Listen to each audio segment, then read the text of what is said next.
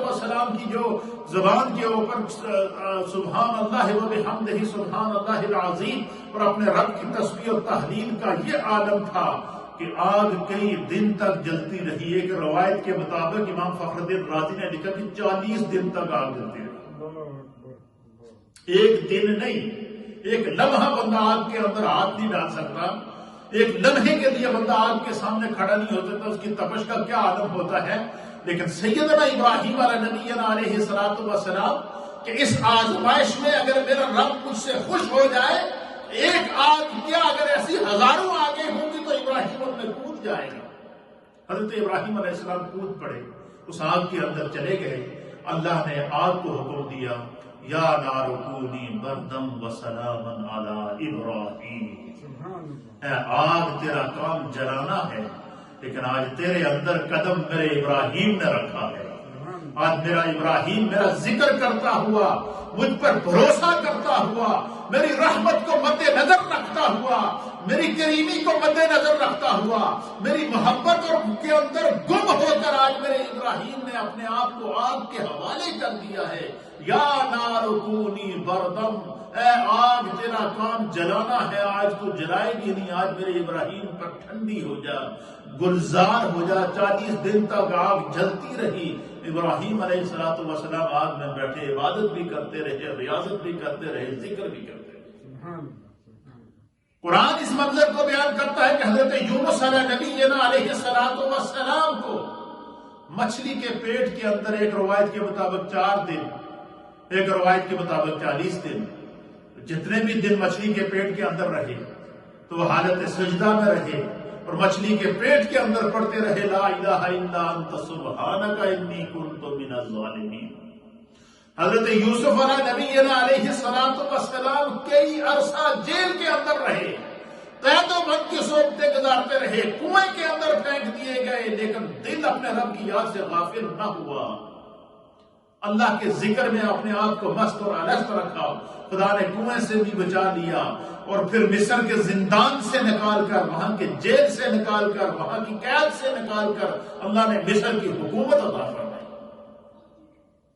یہ قرآن ہمیں منظر بتاتا ہے کہ جو اللہ کے پاکیزہ لوگ ہوتے ہیں ان کے اوپر جب آزمائش آئے یا راحت میں رہیں وہ ہر حال میں اپنے رب کی طرف متوجہ ہوتے ہیں. اور قرآن کا یہ سبق ہمیں کیوں دیا جا رہا ہے؟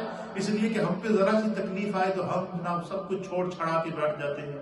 مسجد میں نماز پڑھنے واسطے کیوں نہیں آئی جی؟ بس یہ تھکاوٹ ہو گئی جی. آپ جو ہے وہ جو اتنے معمولات کے ساتھ دین کا کام کرتے تھے وہ آپ کیوں نہیں کر رہے ہیں؟ یہ پریشانی ہو گئی تھی. پریشانی ہو، پشیمانی ہو، کسی بھی حال میں بندہ مومن کو اپنے رب کی یاد سے غافل نہیں ہونا چاہیے. اب یہ قرآن کریم فرقان مجید میں اللہ فرماتا ہے کہ وَلَنَبْلُوَنَّكُمْ بِشَيْءٍ مِّنَ الْخَوْفِ وَالْجُوعِ وَنَقْصٍ مِّنَ الْأَمْوَالِ وَالْأَنفُسِ وَالثَّمَرَاتِ. اللہ فرماتا ہے کہ میں اپنے بندوں کو آزماتا ہوں، کبھی مال دے کر آزماتا ہوں، کبھی مال لے کر آزماتا ہوں، کبھی اولاد دے کر آزماتا ہوں، کبھی اولاد لے کر آزماتا ہوں، کبھی مال و دولت اور فصلیں دے کر، پھول اور پھل اور طرح طرح کے جو ہے وہ اناج دے کر اس کو آزماتا ہوں، کبھی وہ ساری فصلیں چھین کر آزماتا ہوں. جس طرح کہ حضرت داؤد علیہ نبینا علیہ السلام سب سے اللہ نے ان کو بادشاہ دنیا کی بادشاہت عطا فرمائی تھی.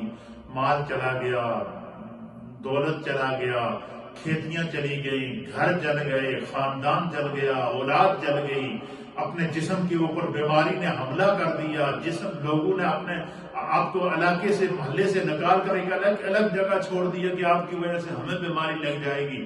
لیکن حضرت ایوب علیہ نبینا علیہ السلام اور حضرت داؤد علیہ السلام کی پاکیزہ سیرتیں ہمیں بتا رہی ہیں کہ ہر تکلیف کو برداشت کیا، لیکن ایک لمحے کے لیے بھی جو ہے وہ ان کا دل اللہ کی یاد سے غافل نہ ہوا. یہاں تک کہ مفسرین نے لکھا ہے کہ شیطان نے حضرت اللہ کی بارگاہ میں حاضر ہو کر کہا کہ یا رب کریم، میں نے مال بھی تباہ کر کے ایوب کا، ان کی دولت بھی تباہ کر کے، ان کی اولاد کو، ان کے گھروں کو بھی جلا کر میں نے آزما لیا، لیکن ایوب کا ایک لمحے کے لیے بھی تیری طرف سے غافل نہ ہوا اور ان پر کوئی بلاغ نہ ہوا.